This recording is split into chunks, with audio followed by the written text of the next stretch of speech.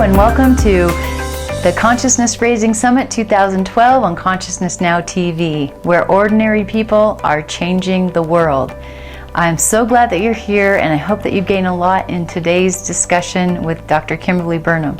I'm your host, Dr. Veronica Tracy-Smith, and Dr. Kimberly Burnham is going to be so interesting for you today, I believe. I have met her about a year ago, which we'll talk about. She's an inspirational speaker and a brain health expert, and we'll talk more about what that means, because that's a lot to unpack, a lot to understand. She has a PhD in integrative medicine, strong research skills, and a diverse clinical experience, and she travels all over the world to work with people with different health issues. Kimberly speaks to groups and organizations supporting global healing. She's an integral part of the Raising Consciousness Now team, and I am so pleased that she decided to join us. She has a wealth of information to share with you, and I think you're really going to love it. She's also a prolific writer. She's the author of a messenger mini book, Our Fractal Nature, A Journey of Self-Discovery and Connection, as well as the upcoming book, The Nerve Whisperer. Sounds very interesting. Recovering Your Life Through Brain Health. Now, she is also featured in a couple other books with other thought leaders. And one book is with Jack Canfield's Pearls of Wisdom, 30 Inspirational Ideas to Live Your Best Life Now, not tomorrow. And you know how much I like that word now if you've been around me or watched anything. The article is Fractals, Seeing the Patterns in Our Existence. And she offers a unique perspective on life patterns and how we can improve our brain health and our memory by observing while seeking to understand the world around us. The Eyes Observing Your World in Christine Closure's anthology, Pebbles in the Pond. It's a book that has just recently come out as well. I told you she's a very prolific writer, transforming the world one person at a time. And she tells of her remarkable story, which I believe she's going to talk to us about today, of her vision recovery, offering hope for anyone who has a potentially blinding condition, or migraines, or immune dysfunction. And I actually did a session with her, and it was pretty interesting about a year ago. Kimberly works with support groups like those for macular degeneration, Parkinsons, Huntington's, and Marcos syndrome recovery. She shares knowledge of complementary and alternative medicine options. So not going to the doctor and just taking a pill.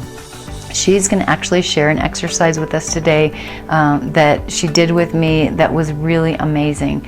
So I hope that you stick with us. I would suggest that you also go and get your journal out, because you might want to do some writing after you do this one exercise that she's going to share and take us on the journey with. So welcome to the Consciousness Raising Summit 2012. If this is your first video interview to watch for the summit, I want to tell you that all week long we have these interviews up, and this whole week we're going to have them going out, and incredible, very talented, very consciousness raising people. Of course, that's why we're interviewing them this week.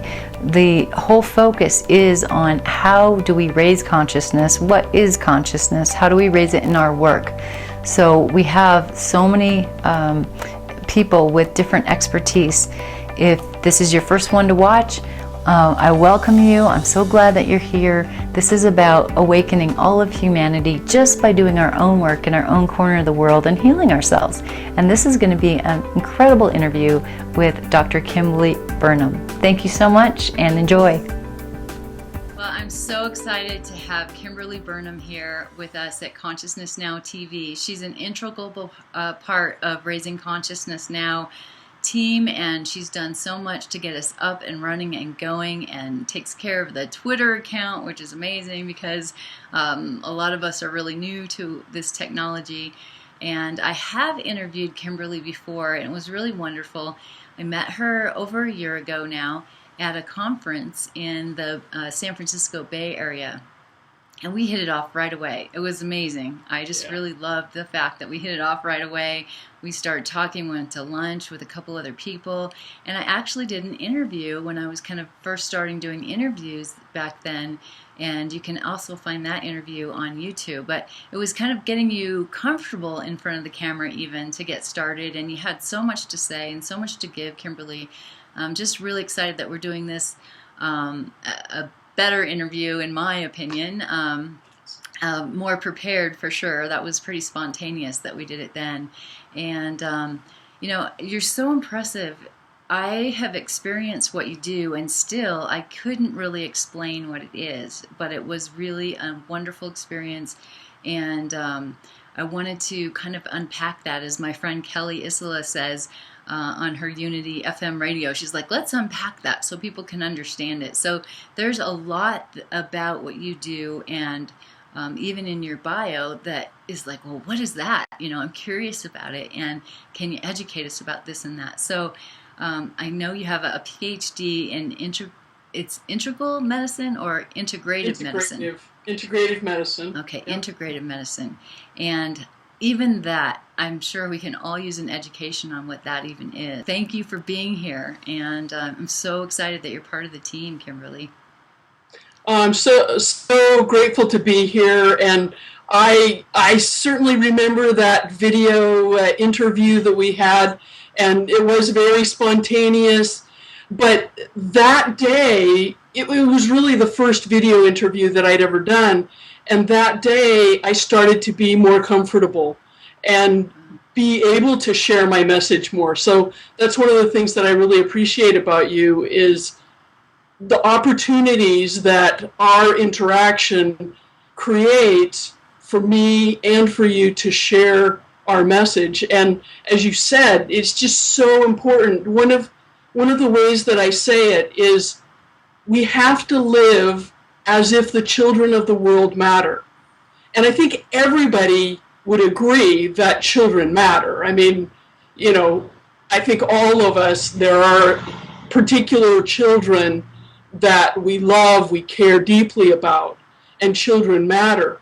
But I think there's more that we can do in terms of our lives, and to live more consciously and think about not only how can we live better lives, more fulfilling, more giving, more successful lives, but also how can we act as teachers and bring up the next generation to be able to enjoy and engage in their lives more fully. Yeah, wonderful. You said that so well. Yeah. And, you know, really, in some ways, we're on the edge of humanity changing in a major way. We can't keep having so many people on the planet and putting all the stress on the resources that we have, and stress on each other, and families are stressed. And so this is really about awakening to a new way, a new type of human being, really, or a human interacting on the planet in a different way with all of us, with all of our resources too. So, you know, I'm not going to say, you know, we're on the edge of destruction or anything, because I don't want to think of it that way necessarily, or to be maybe that dramatic, but maybe it is that. There are certainly people saying that, like Jean Houston and Barbara Marx Hubbard, and yet they're not saying it from that place of we can't change it. They're saying, let's change it. You know, what can we do to really awaken and evolve? And it usually takes a crisis. So what you're talking about is, how can we support all of us, but especially that next generation coming in? And maybe some of our work, we won't see the results, and we're planting seeds, but people down the line won't even know who we are, but they'll know that something changed at some point, you know, because they'll experience it.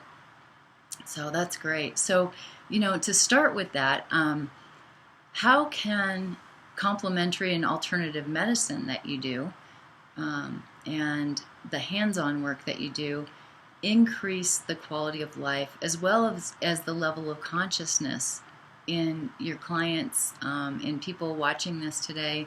You know, unpack that for us a little bit. Help us to understand what you do and how that raises consciousness.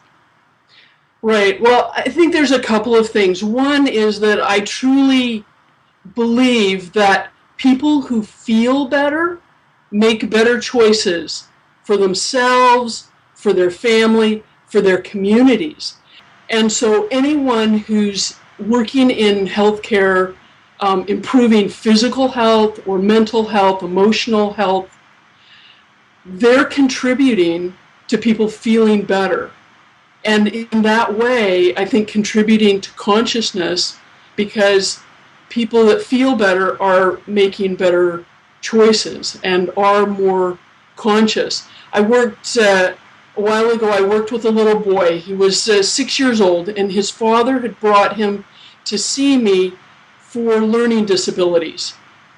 And I worked with him, and it went fine. And a couple of weeks later, his dad brought him back, and I asked this little boy, 6 years old, I asked him, so what changed? What did you notice in how you feel, or how things were for you at school? What did you notice? And the father rolled his eyes as if to say, he's 6 years old. Like, how's he going to answer that question? Mm-hmm. And the little boy said, my head doesn't hurt so much. Oh. And the father said, you never told me your head hurt. And I think that pain contributes to decreased consciousness. Absolutely. And so whether it's traditional medicine or complementary and alternative medicine or psychology or other emotional or energy medicine approaches, when we decrease pain, we increase consciousness and awareness and that ability to focus and to sleep well and to just feel better. Yeah, I think we can all relate to that. I mean, I know when I've had a bad night's sleep or I have a migraine headache, things like that, I know that I don't even think as clearly, that I can be more reactive. And, even a person who's constantly working on themselves has bad days and has times that they say things they wish they didn't say, and they wish they could take things back and all of that. So, and I like to always think about the compassion that we can have for our humanness. And so you're really talking about how can you feel better physically, sleep better, and all of that. And that's really integrating what your PhD is in, integrating medicine. So not just one type of medicine, is that right? Can you unpack that for us a little bit, what that actually means? So integrative medicine, often it's used interchangeably with complementary and alternative medicine. Okay. And I think that just really describes looking at the body as a whole often, and looking at it in a way that currently doesn't fit into the traditional medical system. So there's a whole range. And included in that is certainly hands-on work. Some people may have heard of acupressure or craniosacral therapy. Those would be hands-on work, hands-on therapies that are part of the broader complementary and alternative medicine. Okay. And then there are things like Reiki, matrix energetics. These are names of modalities that are considered more energy medicine. And it's interesting, in hospitals, they're more and more integrating Reiki, for example, which is, you can put your hands on, or the hands are above the body, near the person, but it's a kind of energy work. Hospitals are implementing these programs, and one of the reasons that they're implementing them is that they're seeing a benefit. They're seeing that people go home from the hospital more quickly, they need less pain medication, they heal faster. And it can be difficult to understand, difficult to explain, but ultimately I think what people are interested in is, are they able to feel better? Are they able to move more smoothly, more comfortably? Are they sleeping deeper and waking up feeling more creative and able to really express their core and inner self? Wow, that's just so wonderful, and it keeps going back to that really simple message that you said. When you feel better, you heal faster. And the other thing that I can say that I think really simplifies it down for people is think about, well, first, everybody just take a breath. Just take a breath, deep breath.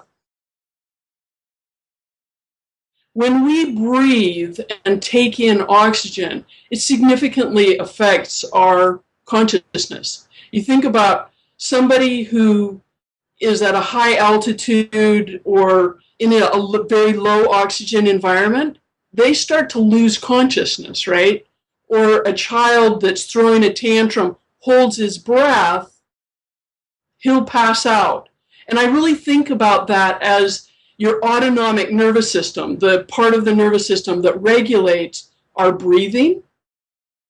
Our autonomic nervous system says, wait a minute, this person's conscious mind can't be trusted to get enough oxygen in. So I'm going to take the conscious mind out of the picture a little bit, reestablish the balance, and then the person can become conscious again.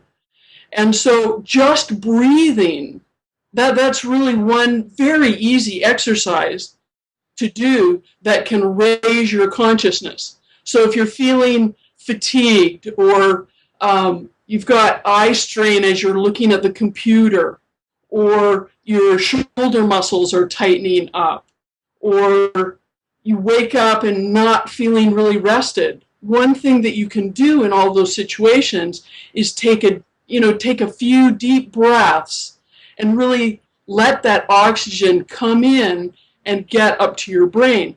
And one of the things that complementary and alternative medicine practitioners can do is certainly help you with breathing, but there are hands-on techniques, acupressure, for example, along points which are called lung meridian points.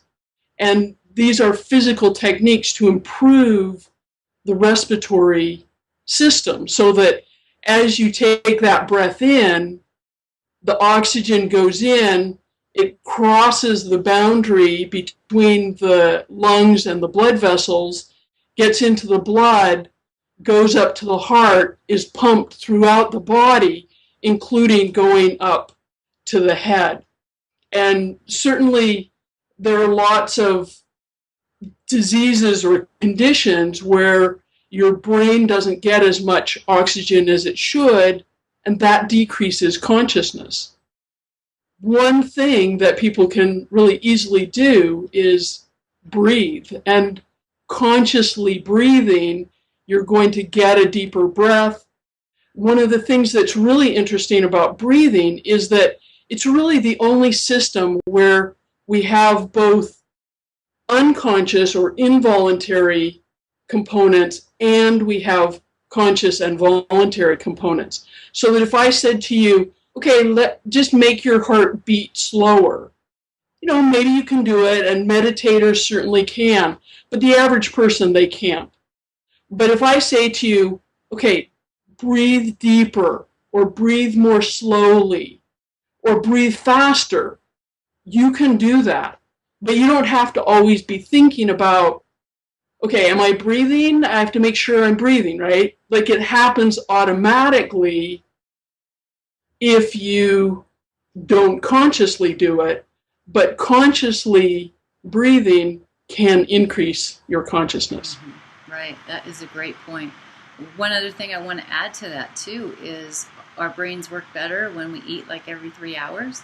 So having some food, even if it's a snack, a half a protein bar or something in between meals, because we always have learned, 3 meals and don't eat in between, and that's really not the latest science. The latest science is to, keep your brain fed and your body fed, and it all functions much better that way. So right, it's just getting those nutrients. Oxygen's a nutrient, as well as proteins and fats and carbohydrates. So, wow. Yeah, absolutely. So in your field, you cover a lot of ground, it's for sure. Now, I know you are a pretty prolific writer and that you have several books. Can you tell us a bit more about how participating in the inspirational anthology, Pebbles in the Pond, how that book and participating in that raised your consciousness about your own story? And story is so important, if you're doing your own videos, and how has that raised your consciousness in terms of bringing your story into it? Right. I mean, the title of the book, Pebbles in the Pond, Transforming the World One Person at a Time, I think really, for me, tied into my message, which is, people that feel better, and that's how you can transform the world, is that people feel better, and then they influence the people near them. But the story that I share in Pebbles in the Pond is my personal story of my vision recovery and how I help other people improve their eyesight and insight and also recovering hope. I think sometimes we can become hopeless if we hear something that makes us feel like we can't succeed, we can't do something. And in my own story, I was 28 years old working as a professional photographer, and one day I found myself in an ophthalmologist's office getting a diagnosis of keratoconus. Now, this is a condition that affects the eyes. It's a genetic condition that affects the cornea. And this ophthalmologist, with his white coat and degrees and certificates on the wall, said to me, "Kim, it's genetic. There's nothing you can do about it." And he said, "You need to consider how's your life going to go? What's it going to be like if you become blind?" Basically telling me I needed to plan for becoming blind. And one of the things that writing my story in Pebbles in the Pond gave me the opportunity to do was really to take a different perspective on it, to see that day in a different way. And I mean, that was a depressing day. It was a horrible day for me. But how I've been able to transform the way I look at it, look at that past experience, is without that day, I wouldn't have gotten into massage therapy. I wouldn't have studied acupressure. I probably wouldn't have a PhD in integrative medicine where I focused on helping people with Parkinsons. There's so many people that I have helped, both individually and speaking to groups. None of that would have happened, I believe, had I continued on my working as a photographer path. Now, I might have had, a good impact also, but I didn't let those words really come deeply into my consciousness or my unconsciousness, my subconscious. And one day in massage school, because I went to massage school in part because it's a profession that you can do whether you can see or not. And one day in massage school, I was taking a test. I had a wicked bad migraine, and I literally had to move my head from side to side because there was this big black spot in the middle of my visual field, and I had to move my head from side to side in order to see the test questions. But that day, I said to myself, this is not okay.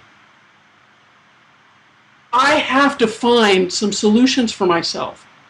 And today, my message really is, there's nothing that's impossible in terms of our ability to heal. That I encourage people to search, just to continue searching. If they have a health issue, continue searching until you find the thing that's going to help you. So how long ago was it that you got that diagnosis? Well, I was 28. I'm 55 today. Well, last week, actually. Happy birthday. A few weeks ago, yes, thank you. Um, and my vision is better. It's probably the best vision of my life right now. It's amazing. I mean, I've been with you, and you don't need close-up glasses like I do, and I need to learn more about what you're doing because it's getting really frustrating, and trying the one contact. So if you're listening to this interview, I think you're going to share an exercise with us, right? An easy exercise that we can do to improve our vision and be more connected to what we see and interpret in our world. Is that right? Yay. Yes, absolutely. Okay, so I'll share an exercise. But before that, I just wanted to unpack the story a little bit more and say one of the ways that we can raise consciousness in the world is by looking at what we predict about our own future and other people's future. Because that ophthalmologist, he was wrong, right? I mean, I have the best vision of my life right now. That's so amazing. And so, but it could easily have turned out badly. I mean, I could have really believed him, taken in his authority and really believed him and thought, well, there's nothing I can do. And so I think we need to be more careful about what we predict for ourselves, what we expect, what we look for in the future, and what kinds of predictions we make for other people, and what kind of labels we put on them. Especially as professionals, giving somebody a diagnosis, that's a hard thing in my field. You diagnose somebody so, and the insurance pays for that, and if they don't have a diagnosis, then they have to pay out of their own pocket. It's just the whole system, the way it's set up, doesn't work. So you're also saying, though, what is your deep truth? And if that does not fit with your deep truth within yourself and how you see your life and what your purpose is here on the planet, then don't take that in. And this is really a time to trust your own wisdom. Is that right? Right. Well, ultimately, I think diagnoses are just a description of a set of symptoms. Right. And so that's fine. If you have a set of symptoms, and the doctor wants to put a label on that and that helps you to get services, I think that's great. I think when you take a diagnosis and then you go out into the future and predict what the person's life's going to be like 6 months from now, a year from now, there's so much that we don't understand, so much science and our body and our mind, so much consciousness that we don't understand, that I think the way I think of it is if I'm going to predict something for the future, you can be sure I'm going to predict something good, because we don't know what's going to happen, so we might as well predict something good, right? I love it. I mean, there's huge benefit in predicting something good. Yes. And there's huge damage that can be done by predicting things that are bad. Right. So you're going to share your exercise with us to give us better vision and to help us see our world in a better, more bright, conscious way, right? Right. Okay, so the exercise is blinking, but before you do, I'm going to have you look around your room or where you're sitting, where you are, and just notice different colors, different shapes. Just kind of notice the amount of light, how the room feels, how your body feels. Because after this exercise, I'm going to ask you what's different, what has changed through doing the exercise. All right, so the exercise is blinking. So you're going to blink your eyes, and as you blink your eyes, you're going to look around. The most important part of the exercise is keeping a question in your mind. As you're blinking, ask yourself, what am I seeing that's red? Or what am I seeing that's square? Or how many books am I seeing? Or how many people are there? How many chairs are there? And the reason that you're going to ask yourself these questions, just kind of a stream of questions as you're doing this for a couple of minutes, the reason that you're asking yourself these questions is that it keeps your eyes and your brain connected. Because this exercise, you're making it more difficult for yourself to see. It's like push-ups for the eyes, because you're making, or weightlifting for the eyes, because you're making it more difficult for the eyes to see. And if you don't have a question in your mind, pretty soon your brain goes, oh, this is too hard.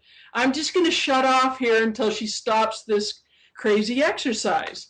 And so by asking yourself questions, it keeps your mind, your brain, and your eyes engaged. And this really strengthens your eyes, strengthens the way that you catch the information. The second part of the exercise is to look around, or to look at an item. So just do this right now. Pick an item in your space and just look at it and describe, and out loud is best,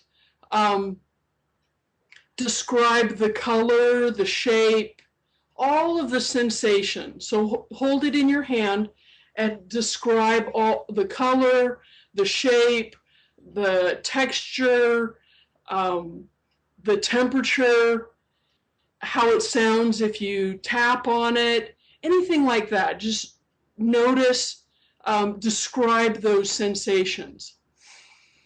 And then what this does is it gets you in your body. So you've made it more difficult for yourself to see, exercise that sensing part of your body, and then describing the item. That also, it engages your brain, your mind, with your sensory environment, and really gets you feeling in terms of vision, hearing, touch. And as you're then looking at that item, just think about letting the information come to your eyes, rather than, in a sense, having your eyes go out and grab the light.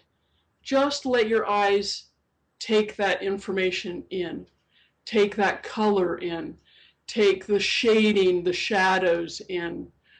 And now I'd like to ask you, look around your room where you are and feel in your body, and just notice what has changed, what seems different. Does it seem brighter? Do you notice something that you didn't notice before? Do the colors seem more vibrant? Are your shoulders more relaxed? Does your head feel better? Just think about those questions, and then write something about the experience. And by writing it down, you really kind of solidify that sensory experience with an action, with a movement. And so that can be one way really to improve how you're taking in information from your environment and how well you can see. Wow. Now, I want to share my experience, because I was doing this as you described it. Yeah. I didn't have an object in my hand to, tap on or anything like that, and I didn't want to say anything out loud since we're doing this interview. Sure. But I did notice that my eyes, when you said allow your eyes to take in what's there instead of trying to see it, that was like, oh, my eyes relaxed.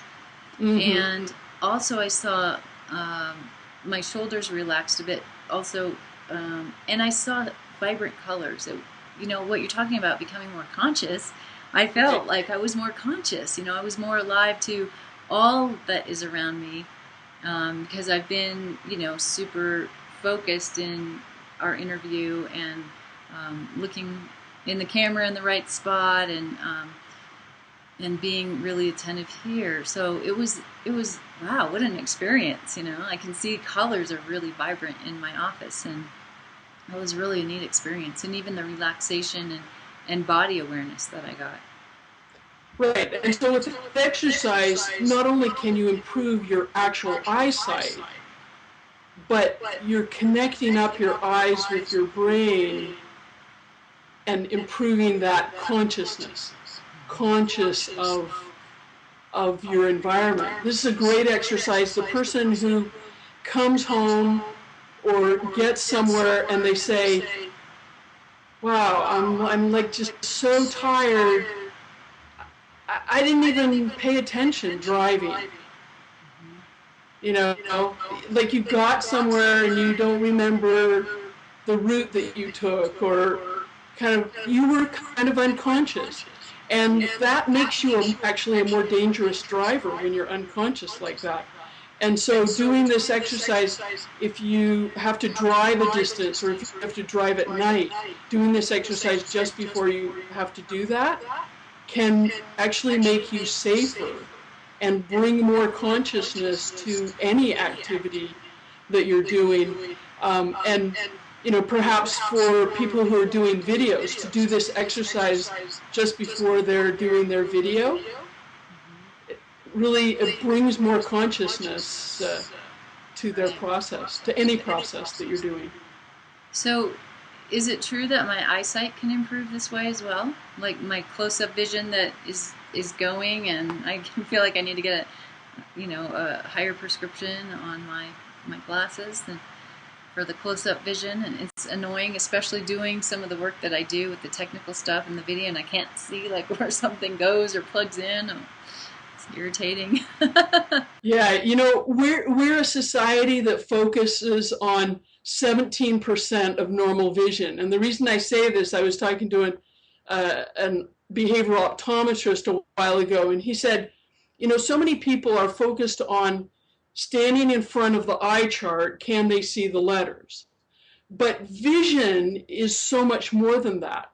And yes, so that these kinds of exercises and vision exercises, nutrition, hands-on work, emotional work, can all help to improve your actual eyesight when you're standing in the ophthalmologist's office looking at the eye chart.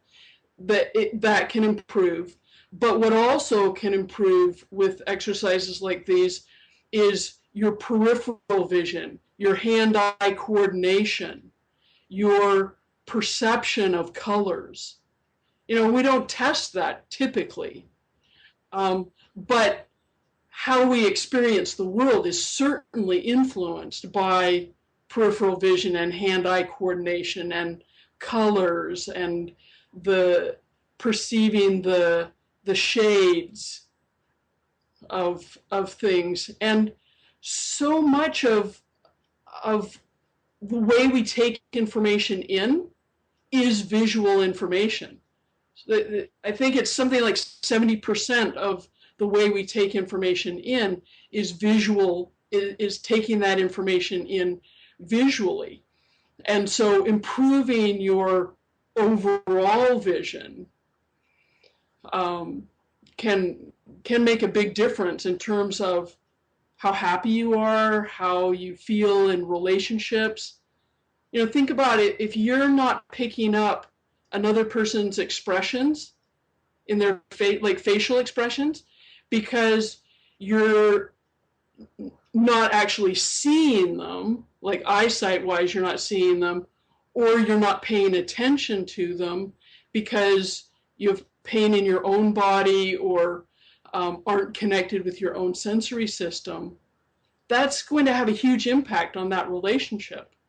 And that's where, again, where I say, people that feel better make better choices, but they also have better relationships.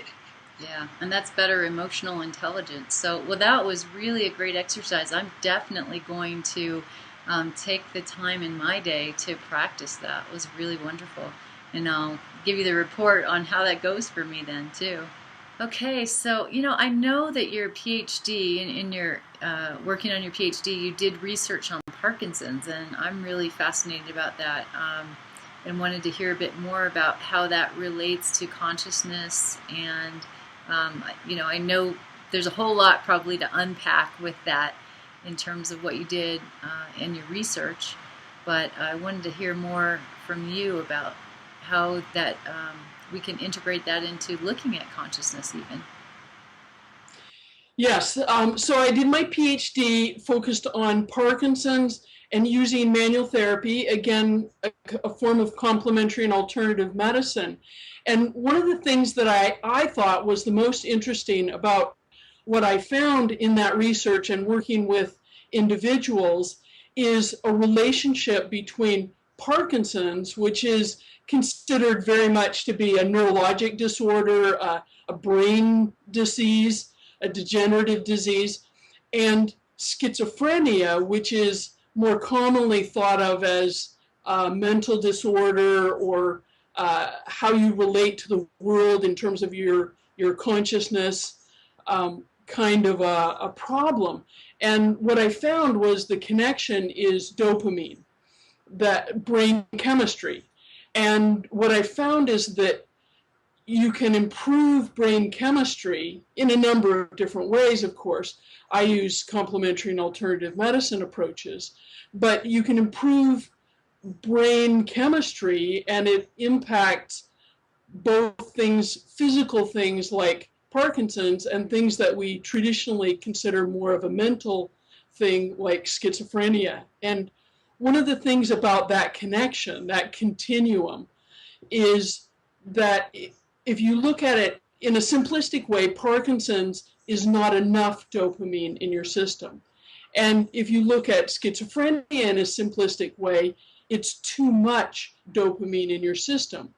And where for me it really gets interesting is somebody who takes too much of their Parkinson's medications gets psychotic episodes. Like that's one of the side effects is psychotic episodes.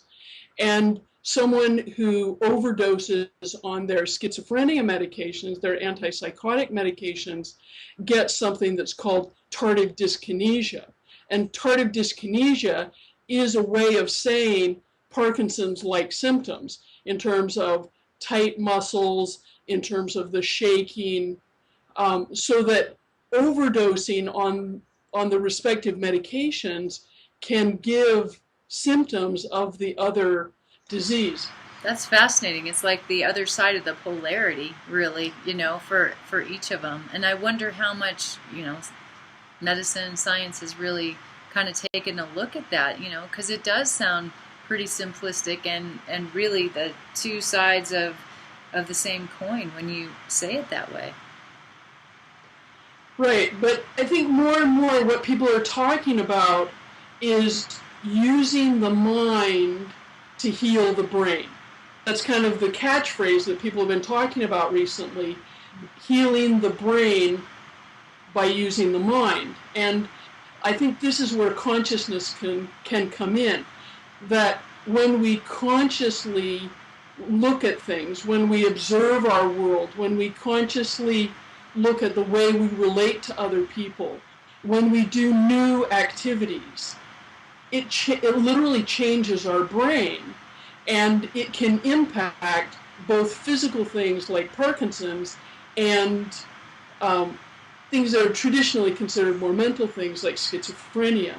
That how we observe our world and interact with our world influences our brain health. And I mean, I think it's very common for people to know that if you want to avoid Alzheimer's disease, to sing in a choir, learn a new language, do crossword puzzles, right? I mean, these are very common things that researchers talk about as being effective in keeping our brains healthy.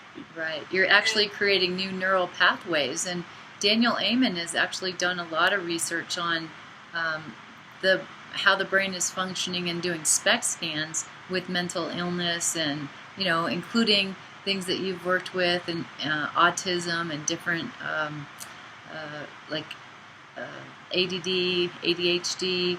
And when you're talking about schizophrenia, Parkinson's, I think the more that medicine studies these things, the more that they're finding that there is a chemical imbalance, it's a brain imbalance, how do you create new neural pathways? You're talking about that right now, and those are things that we can do every day. And that's even where Daniel Amen's research has led him with the SPECT scans, is looking at how do we keep a young brain. Even things like doing flaxseed oil if you're vegetarian, or fish oil. I tend towards the flaxseed oil, but you have to take a little bit more of that, so that's fine with me. Those are things that we can do to keep our brains young, and what we're talking about, conscious, and how we show up as our best selves in this life. There's also an interesting connection between Parkinson's and schizophrenia in terms of the placebo effect. So research indicates that if you had one person with Parkinson's, one person with a healthy nervous system, and one person with schizophrenia, and they all went to a chiropractor because they had back pain, and they said, I have back pain. And the chiropractor said to them, you know what? I specialize in back pain, and my treatment, it's really effective, it's really amazing, it's going to help you a lot, right? And each one of those people thinks, I think this is going to help me. It will help the person with Parkinson's the most, and the person with schizophrenia the least. Wow. So that our response to the placebo effect, to taking in what's good in the world, is influenced by our brain chemistry. And so we can, in a sense, using that placebo effect, we can go in through a different door and start to influence brain health through that as well. And when you think about what is the placebo effect, it's really the story you tell yourself about the future, about the effectiveness of an experience that you're going to have, or it's what a healthcare professional or someone tells you about the future, about what's going to benefit you or not benefit you.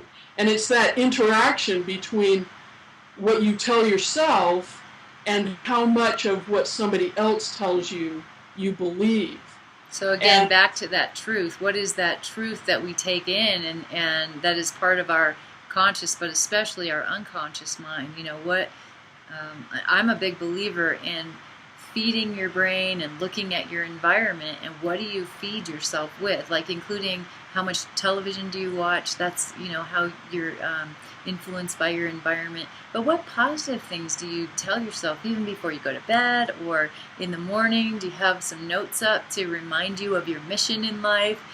It's easy to lose your path if you don't have it constantly in front of you to see what's important. So I love that you're saying that. It's back to the story you're telling yourself. It's back to your belief system. And if you go and tell yourself the same story about your past and why you're a victim today, then you keep repeating that because that's what you believe. That's that truth, that inner deep truth that you keep telling yourself, when there's a greater part of yourself that could be really believing something totally different. Yeah, and when you think about social media, in a sense, people are all the time telling a story, telling something about what's going on for them, how they're bumping up against reality. I saw a statistic the other day that said there are 1,000 Twitter posts per second. Oh my gosh. 1,000 Twitter posts per second. Wow. And, similar on Facebook and on YouTube. And so we are all the time telling our story. I think we need to be more conscious. One of the ways that I say it to people is, what are you saying to yourself as every cell in your body listens? I love that. Because every cell is listening. Yes. And, yeah. So we need to be more conscious about that. The other... Can I jump in there for a second? Because I want to bring some compassion to ourselves as well, because I think we could use that to beat ourselves up sometimes. And I want to say to, whoever's listening is to be compassionate with yourself, because we do have those negative thoughts, feelings, behaviors, and that we can do it differently. So it's like, okay, so my critic jumped on my shoulder, and it's like, oh, well, I was telling myself some really, harsh stuff. And to bring that compassionate self back in and to say, wait a second, okay, you did that because that's what you're used to, and that's how maybe you got those messages when you're growing up and you continued them, but you don't have to do it the same way. We can do it differently. And that's really what you're saying too. And I want to bring some compassion around ourselves with that and holding the space to also know that we do have those parts that are harsh and critical, and the more that we work with them, the less that they have influence, and the quieter that voice gets. And it's a lovely question. I just want to reiterate, what are you saying as every cell in your body is listening? Beautiful. Yeah. Beautiful. There's also some interesting research in terms of how our telling our story affects other people. There was a study done that was published in the Annals of Internal Medicine. So, a very reputable journal. And what they did was they videotaped people talking about their experience with high blood pressure. Not giving solutions, not, anything in particular, but just talking about their story, their experience, what happened to them, how it affected them. And then they videotaped that. Then they showed that videotape to a group of people with high blood pressure. And a separate group, a control group, they showed a video on some health aspect, but nothing to do with blood pressure, and it wasn't anybody telling their story. What they found was the group that watched the video, their blood pressure improved as much as if they had taken medication or supplements. Wow. Now, were those stories a positive story that people told them about their blood pressure, or not? Not necessarily. It was just their experience. Wow. And what they talked about in the study was that when someone tells their story, and that someone is someone like me, like the person who's listening, and is credible. So they're like you, so you can relate to them, and they're credible. It literally affects your blood pressure, your health. And so I think one of the areas that it's important to bring consciousness into is, are you telling your story, or are you hiding? And how are you telling your story? Right. Are you still, feeling victimized, or are you telling a story that you've been through something and that you've come to another part of it, and that you're trying to help people on the other side? I mean, that's really the beauty of story, is when you can say, hey, I've been there, I've done that. People like who they're like you said, if they can relate to you. And if people can't relate to you, they usually, like if they're watching a video, they'll shut it off. They go on to something else because they're searching. We're constantly searching for what is like us. And if you can bring your story of whatever you've been through and bring it into, here's how you've worked with it, and here's where you're going with it, and helping other people, that is one of the most powerful things that you can do. It's a powerful medicine, really, for having depression or feeling passionless or feeling like you don't have a purpose in life.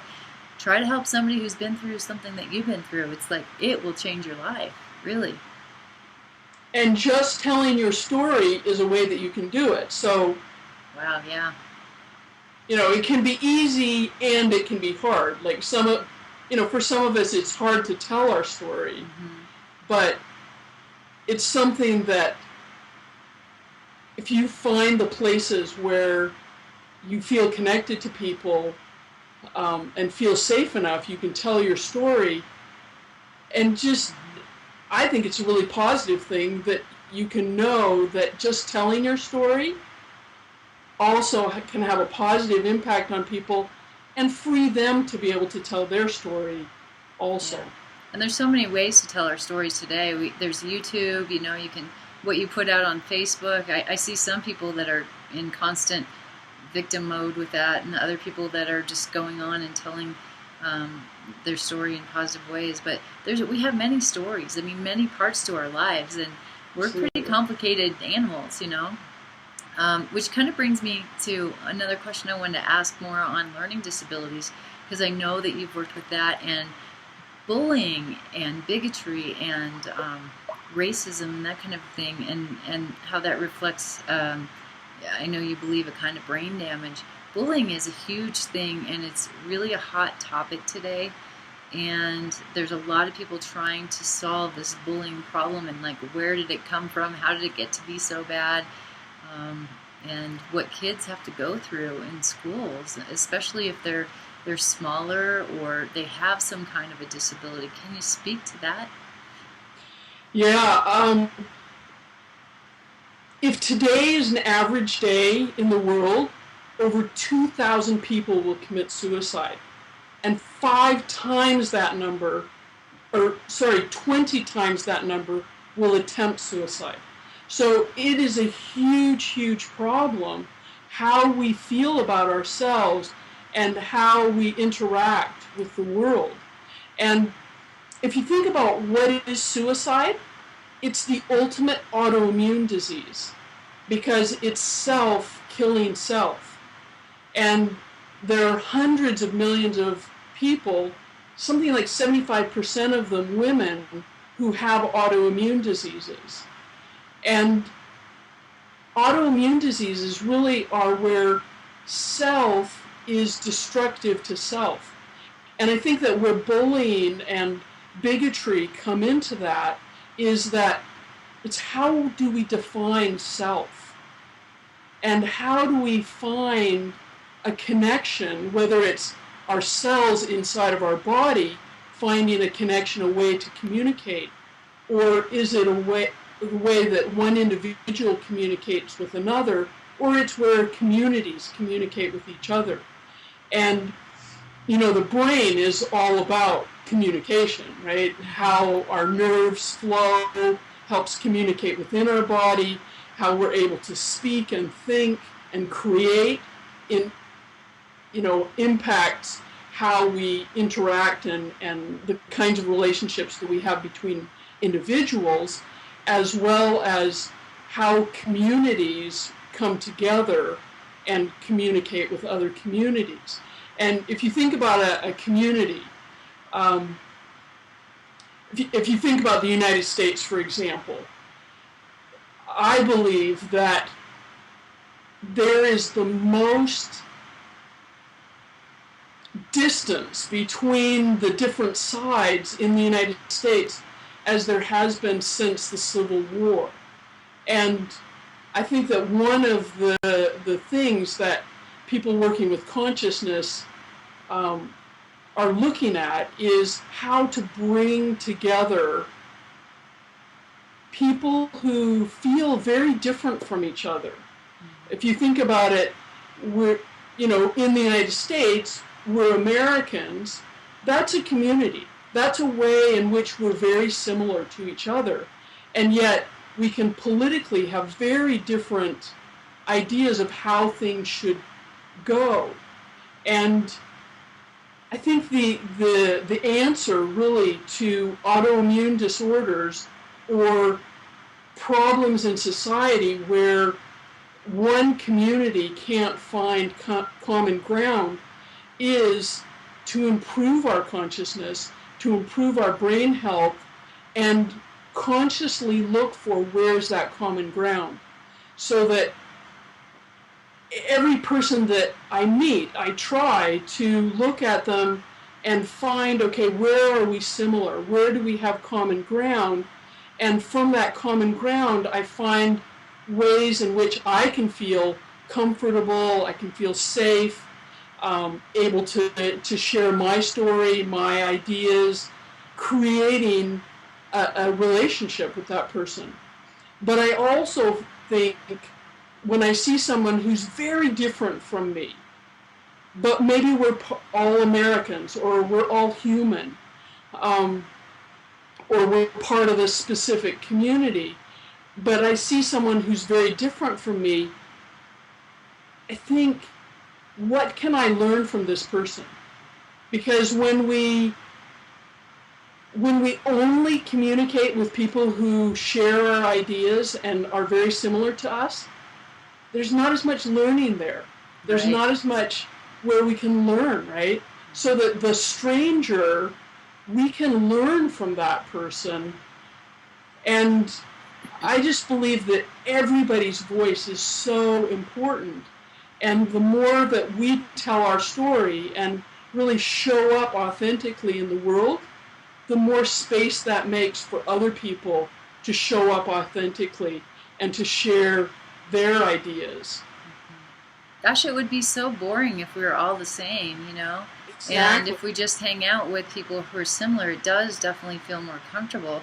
But even in, I think, for a lot of people in their own families, I've seen many people over the years that say, I just don't fit in my family, I'm so different. And yet, it's like, well, how can you have compassion for where they're coming from is one of the ways I work. And, you know, if I'm at a dead place and I cannot find any common ground, I think we're all part of the human race, and I'm wanting us all to rise to a new level of consciousness together. If that doesn't work for me, I think about that person as a child, and I think really what was damaged in them, what was so awful in them that they have a need to hurt, you know, and lash out. So, you know, especially what just happened recently in Colorado, where a man apparently looks mentally ill. I haven't assessed him, so I can't say that really. But, you know, he shot a lot of people and injured a lot of people. He took human lives, and, you know, the anger and the outrage, of course it's there. And yet, what in him, you know, is he schizophrenic?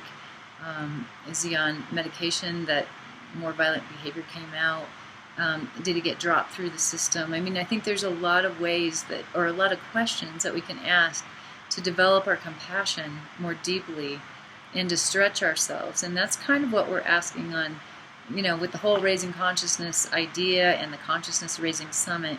How can you stretch yourself to be more compassionate, more of a wise person, practicing spiritual intelligence, as Cindy Wigglesworth calls it, and help this world become a better place? And I really see you doing that, Kimberly, on so many different levels. And you know, some of the things that we've talked about today are so different, disparate. You know, there's one concept of Parkinsons over here, and bringing communities together, and how you have done your research and you've woven so much together just blows my mind. You're brilliant, and I really appreciate your time here and your education. And I know that there's so much more that you can teach us, and you know, I want to say thank you for your time, and thank you for being part of Raising Consciousness Now and our team there. What if I wanted to do some work with you, if I wanted my community to do some work with you, or as an individual? I know that you fly throughout the world and you do a lot of work in Europe, and I don't even know where else. I know you've lived in Japan and Germany you work, and I know you're all over the place. That's how incredible your work is, that people want you in all these different places. How can I find you? Obviously on the Raising Consciousness Now. What should I be kind of looking for in myself as I want some help from you? Yeah, so certainly I have a bio on the Raising Consciousness Now site, and there are links there where you can easily find a lot more information. And really the thing that I feel passionate about is brain health and helping people to feel better and communicate better. And so if you're interested in working with me, really the thing to ask yourself is, what do you want? What in your life could improve if you felt better? And those are the kinds of things that I focus on with people, is, you know, concrete things like helping them to sleep better, helping them to be able to focus and learn things better, so that they can be more creative and more expressive in their life. But also looking at okay, how can you feel more compassion? I believe that compassion is also something that is relevant to brain health in terms of our ability to see that somebody's in pain and to even notice that somebody's in pain is dependent on how good is our vision, how open to taking in information from the other person we are. And then in our own body, do we feel that? Do we notice that and then feel compassion? And it's interesting that the next level, I feel, the next level after feeling compassion for someone is being grateful. That's the self-development, self-awareness person.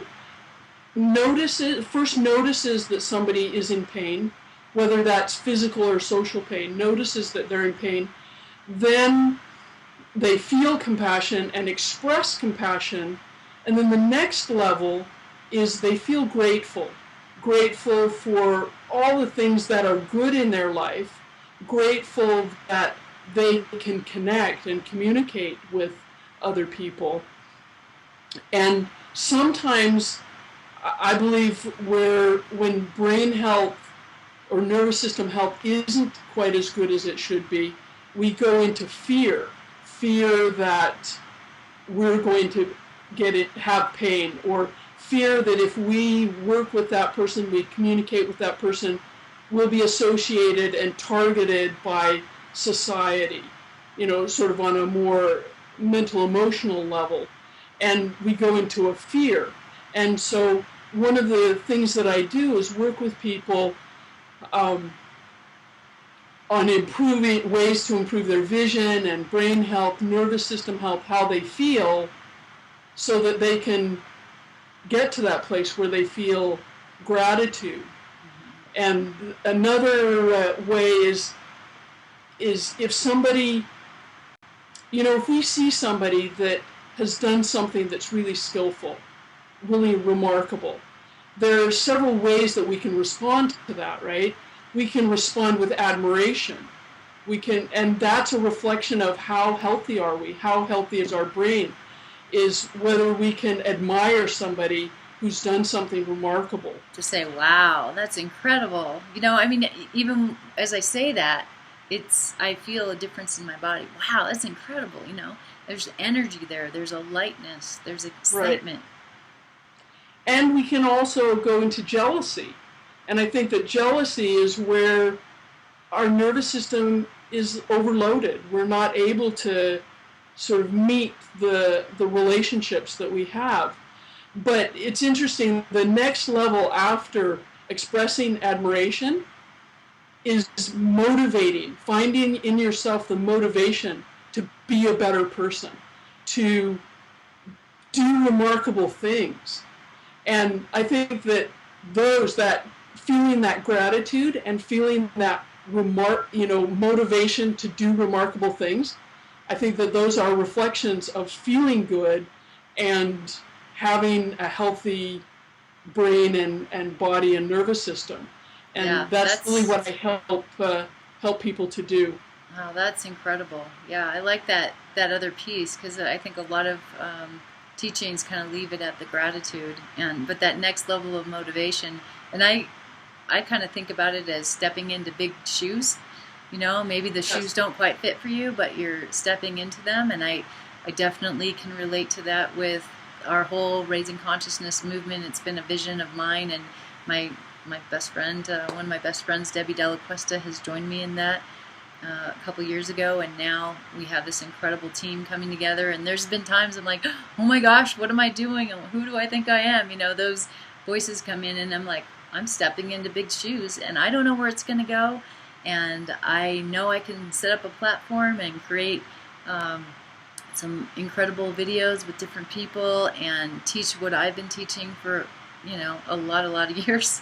And it's stepping into big shoes and trying to be bigger than just my small self. It's about creating that community to be bigger together. And I think that's what it takes So we're not asking you to do this stuff alone. Please, get a community that you can do your own personal growth work with and to connect with. So, well, thank you so much, Kimberly. This is wonderful, and I'm sure that people are going to be seeking you out to do some more healing, some brain healing. And a great note to leave on: connect with your gratitude, and maybe even send some gratitude to Kimberly in this moment and this energetic moment, even after, maybe if you watch this after the summit, you can still send gratitude, and that energy will be there. So thank you so much. And this is Consciousness Now TV. We really appreciate your time here, and we hope that you really gain from this. This is about ordinary people changing the world. Thank you so much. Thank you.